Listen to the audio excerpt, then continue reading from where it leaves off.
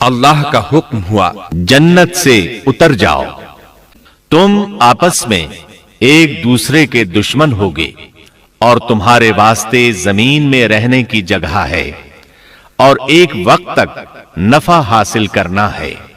تم وہیں زندگی بسر کرو گے اور وہیں مرو گے اور وہیں سے دوبارہ نکالے جاؤ گے۔ اور اس سے قبل ہم نے آدم سے ایک عہد لیا تھا مگر وہ بھول گئے اور ہم نے ان میں کوئی عزم نہیں پایا۔ اور جب ہم نے فرشتوں سے کہا آدم کو سجدہ کرو تو ابلیس کے سوا سب نے سجدہ کیا، اس نے صاف انکار کر دیا۔ تو ہم نے کہا اے آدم، یہ تیرا اور تیری بیوی کا دشمن ہے، خیال رکھنا ایسا نہ ہو وہ تم دونوں کو جنت سے نکلوا دے اور تو مصیبت میں پڑ جائے۔ یہاں تو تجھے یہ آرام ہے کہ نہ تو بھوکا ہوتا ہے اور نہ ننگا، اور نہ تو یہاں پیاسا ہوتا ہے اور نہ دھوپ سے تکلیف اٹھاتا ہے۔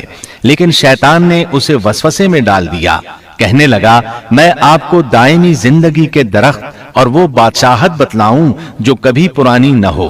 چنانچہ ان دونوں نے اس درخت سے کھایا، پس ان کے ستر کھل گئے اور وہ بہشت کے پتے اپنے اوپر چپکانے لگے۔ آدم نے اپنے رب کی نافرمانی کی، پس بہک گیا۔ پھر اس کے رب نے نوازا، اس کی طرف توجہ فرمائی اور اس کی رہنمائی کی۔ حکم ہوا تم دونوں یہاں سے اتر جاؤ، تم آپس میں ایک دوسرے کے دشمن ہو۔ اب تمہارے پاس جب کبھی میری طرف سے ہدایت پہنچے تو جو میری ہدایت کی پیروی کرے نہ تو وہ بہکے گا نہ تکلیف میں پڑے گا، ہاں جو میری یاد سے روگردانی کرے گا اس کی زندگی تنگی میں رہے گی اور بروز قیامت ہم اسے اندھا کر کے اٹھائیں گے۔ آدم علیہ السلام زمین پر اترے اور اپنے رب سے توبہ کے کلمات سیکھ لیے۔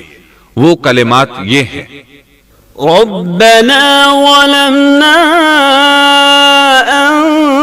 أنفسنا وإن لم تغفر لنا وترحمنا لنكونن من الخاسرين۔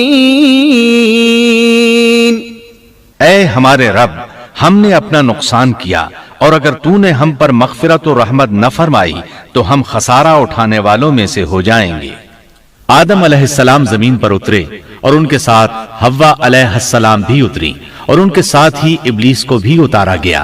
یہ کس جگہ پر اترے اس بارے میں اختلاف پایا جاتا ہے، لیکن ابن عباس رضی اللہ عنہ کی بات راجح محسوس ہوتی ہے کہ آدم علیہ السلام کو ہند میں اور حوا علیہ السلام کو جدے میں اتارا گیا۔ جب آدم علیہ السلام اتر آئے تو حوا علیہ السلام کی تلاش شروع کر دی، زمین میں ان کی تلاش میں سرگرداں ہوئے۔ آخر کار میدان عرفات میں دونوں کی ملاقات ہو گئی۔ چونکہ میدان عرفات میں دونوں نے ایک دوسرے کی معرفت حاصل کی تھی اور ان کا آپس میں تعارف ہوا تھا، لہٰذا اسی مناسبت سے اس میدان کا نام عرفات مشہور ہو گیا۔ پھر اللہ تعالیٰ نے زمین کے اندر انسانوں کو پھیلانا شروع کیا اور زمین کو مردوں اور عورتوں سے آباد کر دیا۔ امام طبری رحمت اللہ علیہ بیان کرتے ہیں کہ حوا علیہ السلام نے آدم علیہ السلام کے لیے 20 ولادتوں میں 40 بچوں کو جنم دیا۔ ہر بار 2 بچوں کو جنم دیتی تھی، ایک لڑکا ہوتا ایک لڑکی۔ سب سے پہلا جوڑا قابیل اور اس کی بہن قمیم کا تھا۔ پھر انسانوں کی افزائش شروع ہوئی، آبادی میں اضافہ ہونے لگا۔ اللہ نے آدم علیہ السلام ہی کو ان کا نبی متعین کر دیا، وہ انہیں دین سکھاتے رہے۔ اس وقت تمام لوگ موحد تھے، خالص توحید کو اپنانے والے تھے، یعنی کان الناس امۃ واحدہ، تمام لوگ ایک ہی امت کے تھے، ان میں شرک کا شائبہ بھی نہ تھا۔ ابن جریر اور ابن کثیر رحمہم اللہ نے ابو موسیٰ اشعری رضی اللہ عنہ کی روایت بیان کی ہے، اللہ نے جب آدم علیہ السلام کو جنت سے زمین پر اتارا تو انہیں ہر چیز کی کاریگری اور صنعت کا علم تھا۔ جب وہ اترے تو عالم بھی تھے، لباس میں ملبوس بھی تھے، کام کاج کے تمام طریقوں سے باخبر بھی تھے، لوہے، آگ، لکڑی اور کپڑے کے استعمال سے بھی بخوبی واقف تھے۔